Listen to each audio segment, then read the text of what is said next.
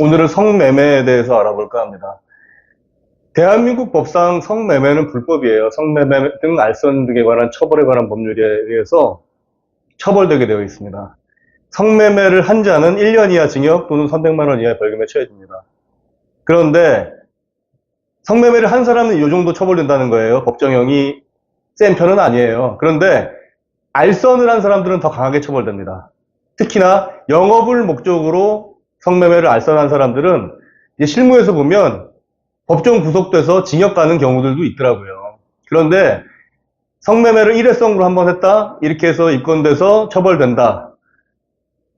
보통 본인의 혐의를 인정하는 경우에는 기소유예로 끝나는 경우들이 많고, 뭐 여러 가지 다른 사정들을 고려해서 벌금에 처해진다 하더라도 그냥 이제 징역까지는 가지 않고 벌금에 처해지는 경우들이 많습니다. 성매매. 역사가 깊은 범죄예요.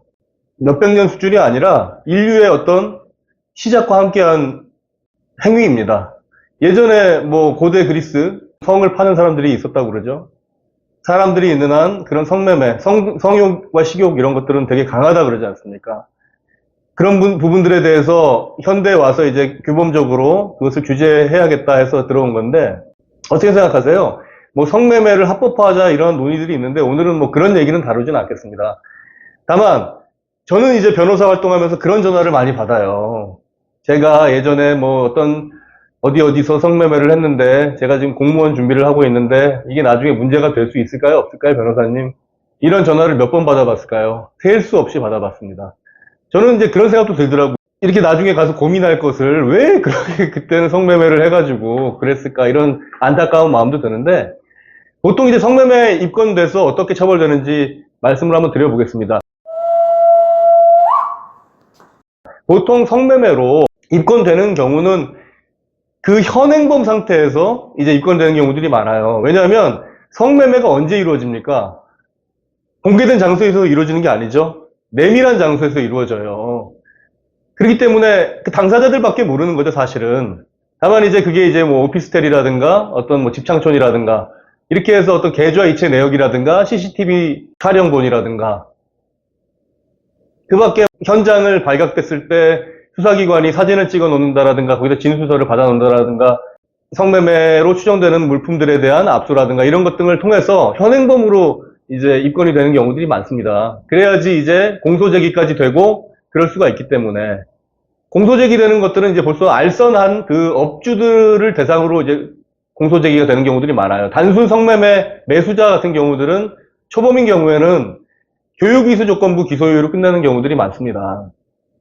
그런데 이제 뭐 이런 것들 잘 모르는 분들은 성매매를 해서 나중에 입건이 되면 꼭 처벌되기 때문에 뭐 공무원 시험이라든가 뭐 대기업 입사라든가 이런 것들에 어떤 지장이 되지 않을까 이런 생각으로 저한테 와서 얘기를 하시는데, 초범 같은 경우는 범행을 인정하는 경우에 검찰에서 기소유예 처분으로 끝나는 경우들이 많다 이렇게 생각하시면 될 것 같아요. 그러나 그 횟수라든가 그리고 또 그 대상자가 미성년자라든가 이럴 때는 단순하게 끝나지 않아요. 제가 아까 전까지 말씀드렸던 성매매는 일반 성인들을 대상으로 매도자, 매수자 모두 성인일 때를 기준으로 한 거고, 성을 파는 사람이 그게 미성년자일 때는 골치 아파집니다. 단순하게 끝나는 문제가 아니고 재판까지 가고 징역까지 갈 수 있다. 이런 것들도 염두에 두셨으면 좋겠어요. 중요한 건 그런 것들이죠. 나중에 비난을 받고 규범적으로 판단받을 빌미를 만들 필요가 없을 것 같아요. 그렇게 고민하시는 경우들이 많더라고요. 성매매 같은 경우는 특히. 그리고 성매매를 하시는 분들 중에 이런 경우를 당하시는 분들도 있기 때문에 제가 참고로 또 안내를 드리면, 그런 전화를 받는 경우들이 있어요. 성매매를 한 사람들이 이제 저한테 전화해가지고 성매매 업주로부터 전화가 왔다. 자기의 인적사항이라든가 이런 것들이 수사기관에 들어갔는데 이 부분에 대해서 업주인 내가 묵비를 할 테니까 돈을 얼마 주면은 뭐 이렇게 무마시켜 주겠다. 이런 식의 어떤 일종의 보이스피싱 비슷한 거죠. 예, 그렇게 피싱 같은 것들이 있어요. 어디 한 군데를 정해놓고 성매매를 한다 그러면 나중에 반드시 문제가 돼요. 고객 명부라든가 계좌 이체 내역이라든가 이런 것들이 나중에 문제가 될 수 있다라는 거예요. 그러니까 결국에 뭐예요? 결론은 하지 마시라는 거예요, 성매매를. 네? 특히 공무원 시험 준비하시는 분들 중에서 성매매를 후회하시면서 어떻게 해야 되냐 물어보시는데 하지 마세요. 불안에 떨면서 겁에 질려가지고 그러실 것 같으면 안 하시는 게 맞고 떳떳하게 사십시오. 법에서 하지 말라는 건 좀 하지 마세요. 제발 좀. 지금까지 박변 통찰이었습니다. 감사합니다.